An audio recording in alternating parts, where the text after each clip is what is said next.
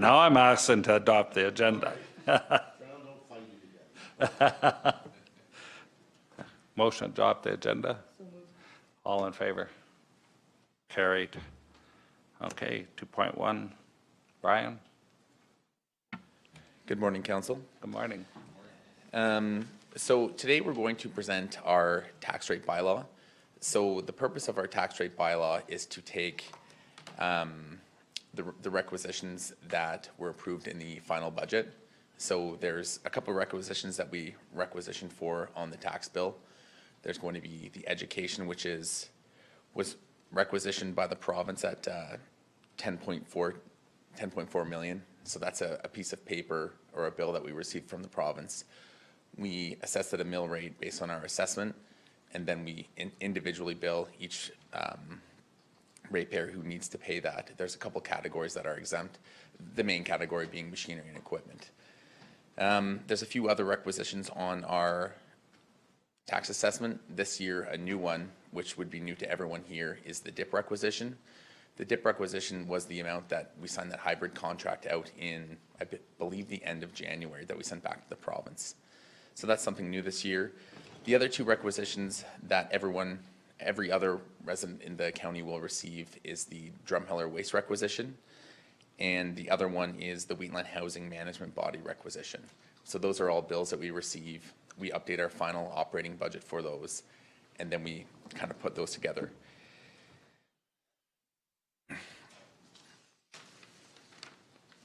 One other special levy that we have is the Gleason Hamlet debenture special levy, and that was put in place for collection of long-term debt on infrastructure in that hamlet.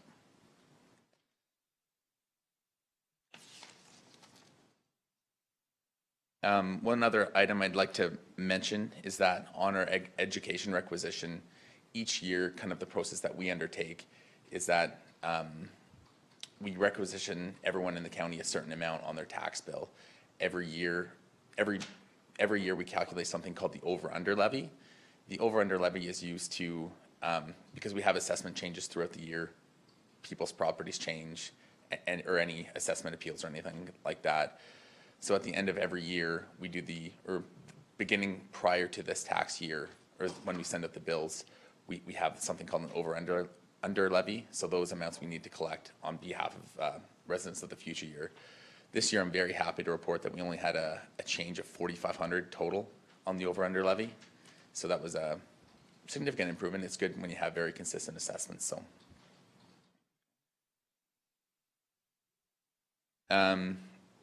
To note, we did go with option 1 yesterday as recommended by council. So that was an increase of 1% of the mill rate, or 1% taxation revenue on residential and farmland, and the 1.7 on non-residential. I thought we changed our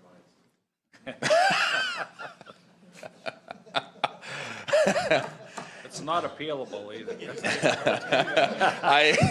That was really good. Just to note, we just noticed one small rounding error. It was $1 on our thing. So one thing we're just kind of waiting for at the moment is just that, just to be updated. Yeah. Yeah, that's exactly, yeah. So that's one thing we're waiting on as well. Just to kind of go through the tax rate bylaw a little bit more. We discussed about the minimum tax levy. That still remains at $25. And yeah, so the mill, maybe I'll just go through a little bit of how the mill rate's actually calculated as well. So it's kind of it's a formula. So Dennis did one calculation, I did another. We agree our two calculations together. Then we take it an extra step and we go plug it into a site called Miro. And what that does, it comes out with another mill rate as well. So we make sure all 3 mill rates match. So pretty satisfied with that. So the calculation of that mill rate is the tax levy or requisition. So we do a mill rate for each individual requisition. We divide that by the assessment values of that, what we need to collect from, and then we times it by 1,000. So that will specifically spit out a certain mill rate. One area that you'll find a little bit of a difference within $100 kind of thing is rounding errors. And the issue for that, the reason behind that is that we can only take our mill rate to 4 decimal places. So it's the mill rate that we have on farmland, for example, is 12.6542. So there's that one. Yeah, is there any questions specifically about the tax rate bylaw, or? Scott? I just had a question from a resident about the requisition for the Wheatland Lodge on the tax bill, how it's worded. Because they were asking if it's part of the funding for the housing as well as the lodge, and Glenn and I talked about it a little bit too. So I'm not sure how it's worded when the bill goes out, because someone had asked me that, so. And I'd phoned the office to ask clarification, and what I heard from the office was different from what you told me. Okay. So the Wheatland Housing Management Body has authority over the lodge and some social houses and some rent subsidies. We do that, social housing and rent subsidies, on behalf of the province. We don't requisition any money on the social side. The only money we requisition for is the lodge side. The lot being, the municipalities own the lodge, the province owns all the social housing. So, and that's a different budget. That's a deficit budget if you want to get your head wrapped around one. Does that answer the questions, or? Just basically how it's worded on the tax bill. I don't know if it's a pre-printed or if it's something we can change so it clarifies. It's certainly something we can change. I don't know how to word it better, but that's just was brought up to me. Okay, so I'll make a note of that one. So in what Reeve Kester had mentioned is the facts on that one. So not social housing, just the resident lodge. Okay. Any other questions, or?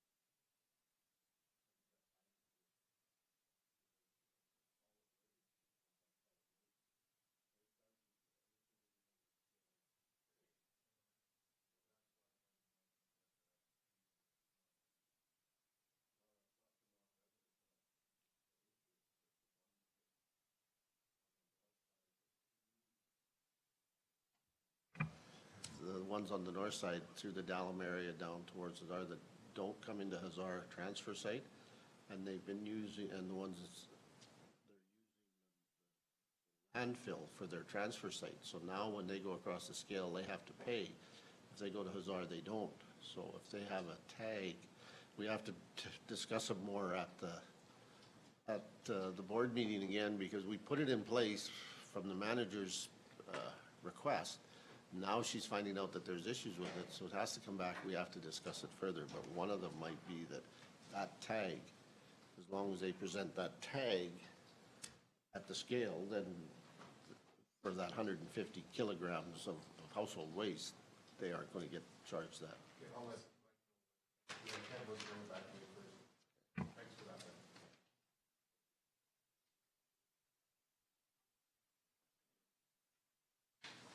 Morning. I don't think you heard, but Jason wants to change his mind. He didn't hear. This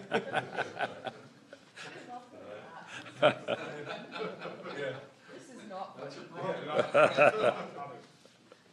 was here till 10 last night. My assistant Cheryl was here till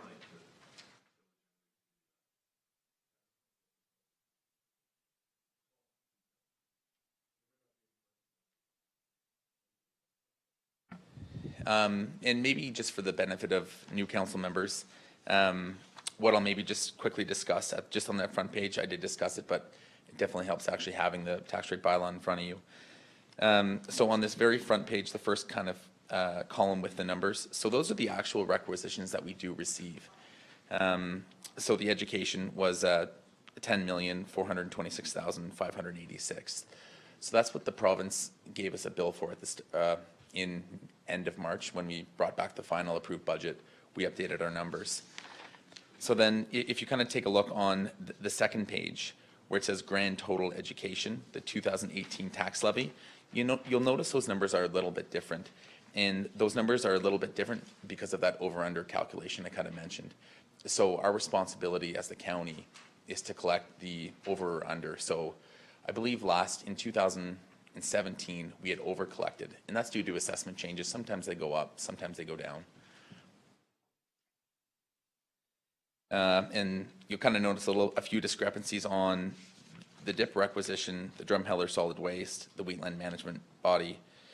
And those are just due to those rounding changes, or rounding errors.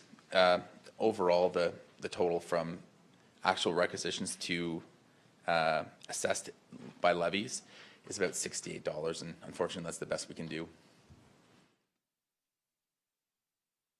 If we could use 8 decimal points, we'd probably get it down to the penny, but unfortunately, it's just not something we can do. Any other questions?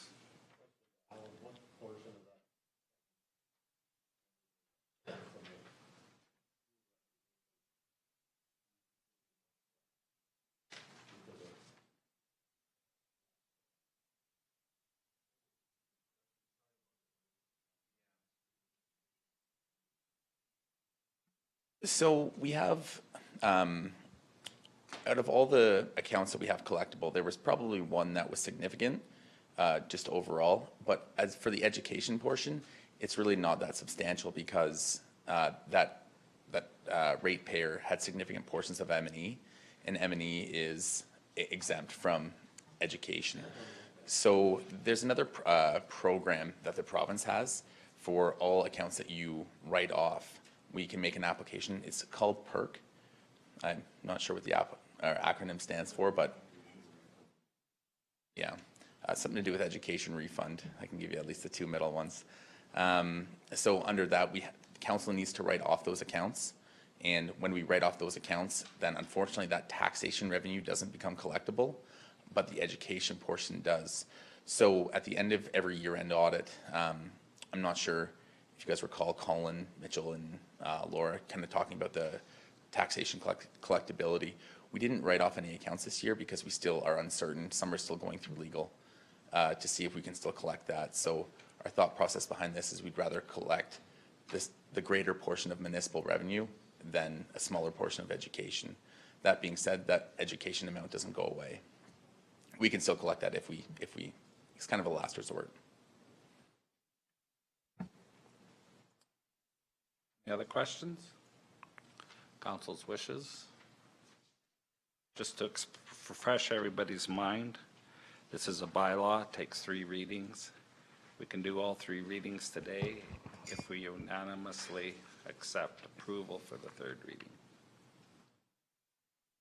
I'll move first reading of bylaw 2018-09. Any questions or concerns? All in favor? Carried. I'll move second reading of bylaw 2018-09. Any questions or concerns? All in favor? Carried. I'll move that permission be granted to hold third and final reading of bylaw 2018-09. Any questions, concerns? All in favor? Carried unanimously. Ben's moved 3rd reading. Any questions? All in favor? Carried. Thank you. Thanks Thank you. to staff. Thanks a lot. Yeah. It's I didn't know it can be so easy. Why didn't you tell me?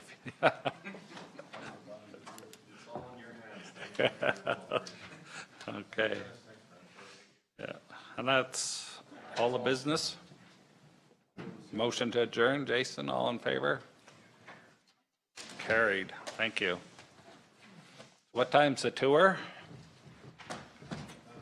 Is it still on?